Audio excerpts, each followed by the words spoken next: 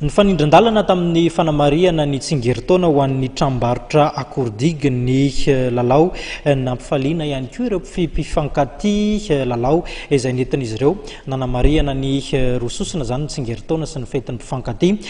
Nisy ny loka nozaraina tao anatin'izy ity isany goavana tamin'izany ny motolifana ho an'ireo mpifankatia tao anatin'izany. Olona folo tsara vitana no zarainy fitoeram-pivarotana akordigy Loka Androany ka ny dimy tamin'izy ireo tamin'ilay tombola akordigy izay tafiditra indrindra ao anatin'ny hetsika fankalazana ny faheritaona ny akordigy ary ny dimy hafa kosa no zaraina tamin'ny lalao Saint-Valentin fifananana selfie en couple no karakarainy fitoerana.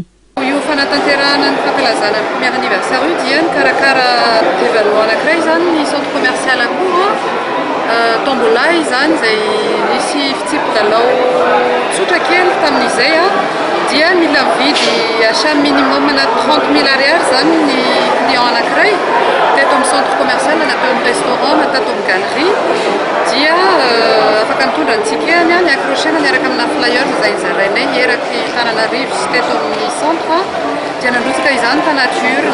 Fisarihana moa dia natao tamin'ny tapabolana lasa teo en présence ny commissaire au jeu. Commissaire au jeu izay teo ihany koa nandritra ny fizarana ny Loka Androany.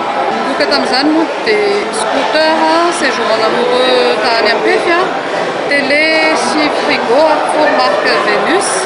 Izay nizaraina ho an'ny dimy voalohany tao amin'ny tombola dia tatao koa misy boutique machine niara-niasa tamin'ny centre commercial Akoho. Machine moa izay mpanofatra eto amin'ny akora no amin'ny rez-de-chaussée sy réserve naturelle izay nanome coffret maromaro natao Loka tamin'izany.